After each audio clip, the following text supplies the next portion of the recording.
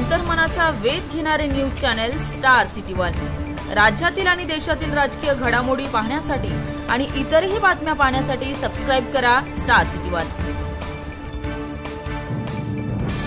राजे हो, लोकसभांचा निकाल लागला आणि लोकसभेच्या निकालानंतर जर कुणी काही बोललं नसतं तर नवल, त्यातली त्यात जे स्वतःला गावठी चाणक्य म्हणून घेतात त्या फडणवीस साहेबांनी दोन शब्द अत्यंत त्यांचे लाडके शब्द झालेले आहेत आणि त्या दोन शब्दांना त्यांनी महाराष्ट्राच्या राजकारणात वारंवार उच्चार करायचा प्रयत्न केला।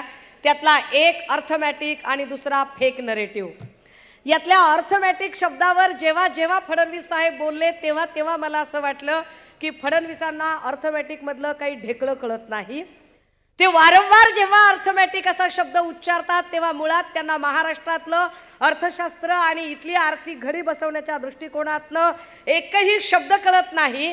कारण जर त्यांना अर्थमॅटिक कळलं असतं तर त्यांनी लाडकी बहीण योजनेसारखी योजना जी निव्वळ मतांवर डोळा ठेवत आणि मतांच्या साठी म्हणून, म्हणजे अनेक ठिकाणी सोशल मीडियामध्ये सुद्धा आता ट्रेंड चालू आहे की भाजपाला आली मताची कडकी म्हणून आता यांना वाटायला लागली बहीण आपली लाडकी, अशा पद्धतीनं या सगळ्या लोकांनी ही योजना आणली। मला सातत्याने मी अर्थमॅटिकचा काय इथे संबंध लावते त्याचं कारण सांगितलं पाहिजे की महाराष्ट्रामध्ये सातत्याने अंगणवाडी सेविका असतील, आशा वर्कर असतील, हेल्थ सेंटरच्या प्रायमरी हेल्थ सेंटर मधल्या आमच्या सगळ्या परिचारिका बहिणी असतील, विना अनुदानितच्या शिक्षिका असतील, या सगळ्या मायमाऊल्यांचे पगार, ज्यांचा हक्काचा कष्ट केलेला पगार आहे, जो पगार त्या सातत्याने मागतात तो पगार सरकार त्यांना देत नाही। तिथे पगार द्यायला त्यांच्याकडे अजिबात पैसे नाही आहेत, मात्र एका योजनेसाठी मात्र ते पुढे येतात।